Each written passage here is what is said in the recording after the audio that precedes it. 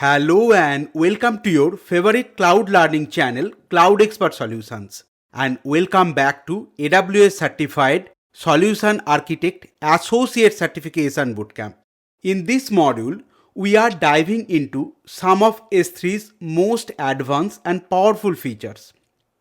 Over the next 10-12 minutes, you will get a clear understanding of three powerful S3 features: S3 access points for simplified access management, S3 Object Lambda for processing data on the fly, and S3 requester page to control who covers the cost of data transfer. As your S3 usage scales, managing access policies can quickly become nightmare.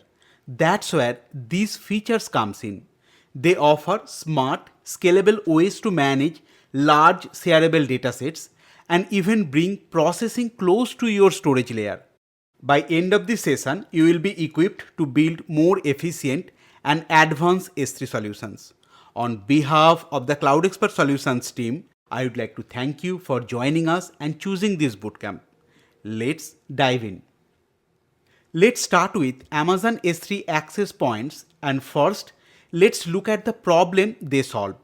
S3 access points primarily addresses the challenge of managing complex data access at scale within a single Amazon S3 bucket, especially when the data needs to be accessed by hundreds or even thousands of different applications or users.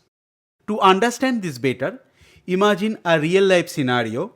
You have a data lake in a shared bucket, and different departments like finance and HR need different access rules. Traditionally, managing this level of granular access means creating one large, complicated bucket policy which will be filled with numerous conditional statements.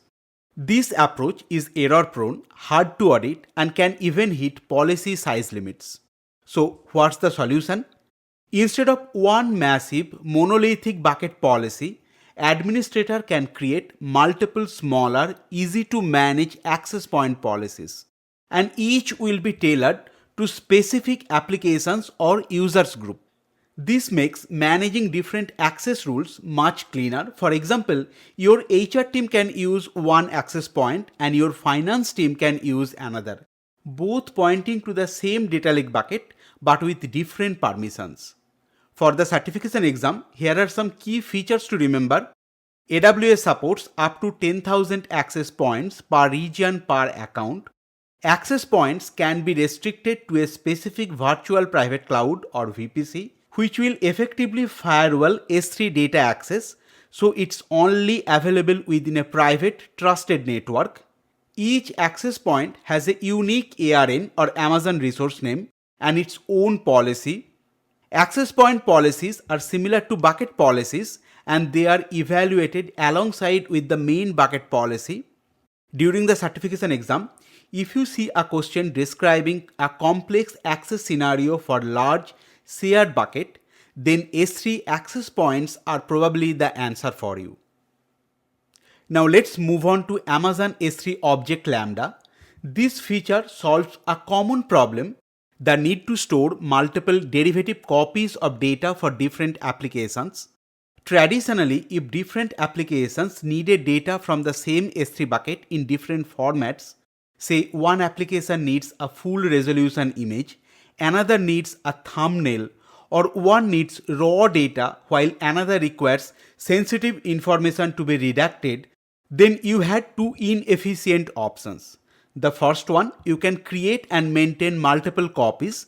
That means you can store separate versions of the object for each use case, like a full image, a thumbnail, a watermark version, and this will drive up the storage cost and it will add management overhead.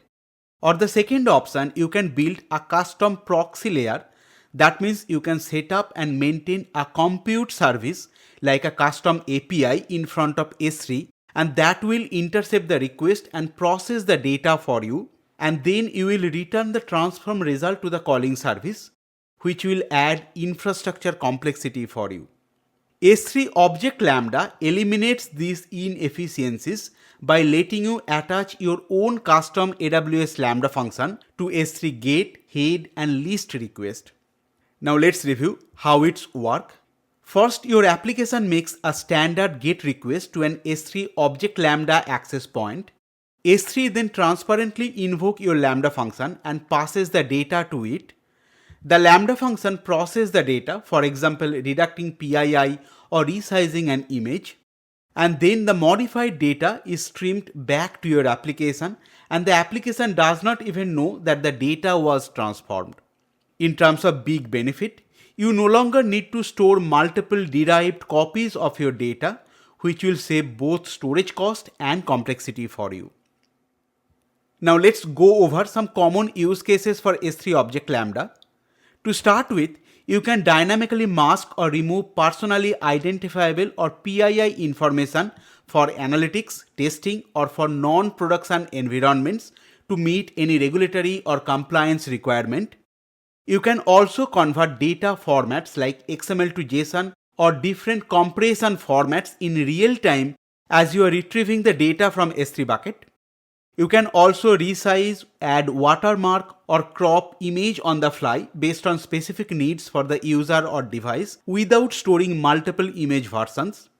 You can also add extra information from other databases or services during the retrieval, and this technique is called data enrichment. You can also implement fine-grained custom access control logic to add auditing or even logging details with every request. And last but not least, you can scan data for malwares as you are downloading the data from S3 bucket. For the certification exam, please remember this works with an S3 Object Lambda access point, and it's primarily for data retrieval requests like get, head, and list, and it does not apply for put or copy operation. If the question is about modifying data before it's stored to S3, then you would use S3 event notification with Lambda. But if it's about modifying data as it's read, then the answer is Object Lambda. Now let's talk about S3 requester pay. This feature solves the problem of cost management and burden shifting when a bucket owner wants to share large dataset with other parties without paying for all the data transfer and request cost by themselves. By default, the owner of an Amazon S3 bucket pays for everything starting from storage, data transfer out, and requests like get, put, or list. This works fine for private data or when the owner wants to provide public access to data at no extra charge. But here's the challenge. When an organization hosting very large or frequently accessed dataset, which can face a massive bill. For example, imagine a research institution sharing petabytes of climate data, and if thousands of researchers download the data, then the institution could face eye-watering transfer cost. Then what is the solution? You can enable requester pay on your S3 bucket. It's a bucket level setting that shifts data transfer and request cost to a person or account who is requesting the data. Now let's understand how it works.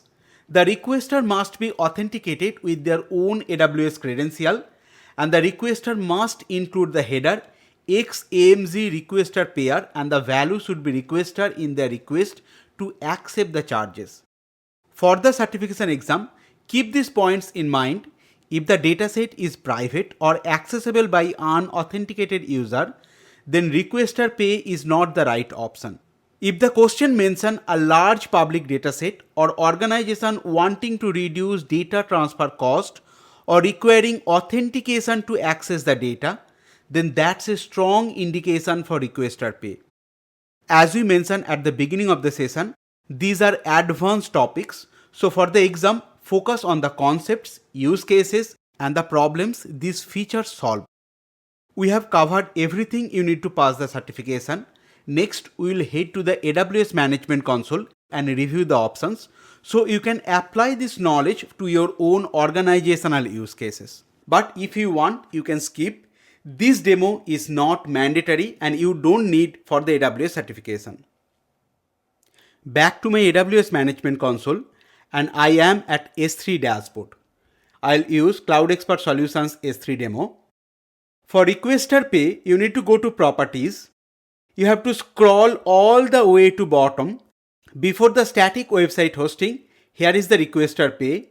To enable requester pay, you need to edit and you need to enable the requester pay and then save changes. As simple as that. I do not have any use case, that is why I am not going to enable. I'll cancel. Now let's review access point. From the left hand side under Amazon S3, you have access points. Let's click this. To create an access point, you can click create access point. You have to provide an access point name. Then you have to choose the data source. That means what bucket you want to use for this. Either you can choose a bucket in this account or from a different account. You can use the bucket name. Let's browse our buckets. We are going to use Cloud Expert Solutions S3 bucket. Now the network origin. You have two options. Either you can create for internet or virtual private cloud. S3 console does not support accessing bucket resources using a virtual private cloud access point. To access bucket resources from a VPC access point, use AWS CLI, AWS SDK or AWS S3 REST API. Now, if you create this for a VPC, then you won't be able to access this bucket or you won't be able to upload any object using AWS Management Console. For this demo, I am going to choose Internet. If you think that bucket could be public, you can enable, but I'll recommend to keep it as private. Access point policy is optional. This is very vital. If the policy is too restrictive, then you might lose access to your S3 bucket. So before drafting the policy, make sure you have the policy what you intended to do. Then tags is optional, and finally create access policy. Now I don't want to create any access point policy because on a hurry, I don't want to mess up with the policy and I don't want to lose access to this bucket. I'll cancel out. The last concept is Object Lambda. For that, I am going to expand this hamburger icon. Then here is the Object Lambda access point directly under access point general purpose bucket FSX file system. I am going to click Object Lambda access point. So let's create an Object Lambda. First, you have to provide the name. Then you have to select the access point setting. We do not have an access point. That is why we won't be able to proceed further. But as I mentioned, this is just to show you the options.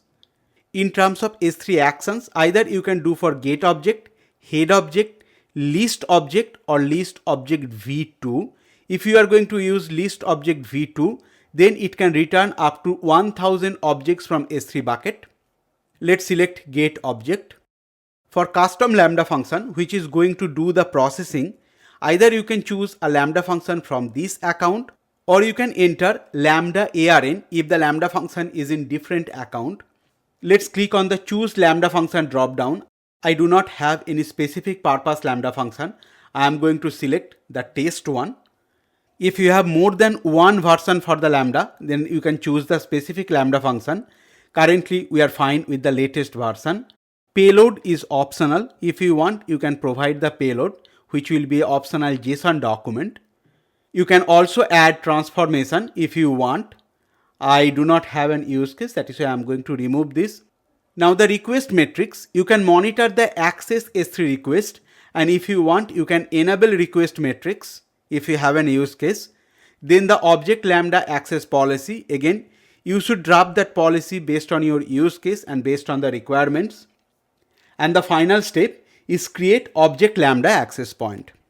That wraps up this module. If you found this video helpful, please give it a thumbs up and subscribe for more AWS exam preparation courses and cloud certification bootcamps. Got questions or feedback? Drop them in the comment. We'd love to hear from you. Thanks for learning with us at Cloud Expert Solutions. You are now one step closer to crushing your exam. See you in the next module.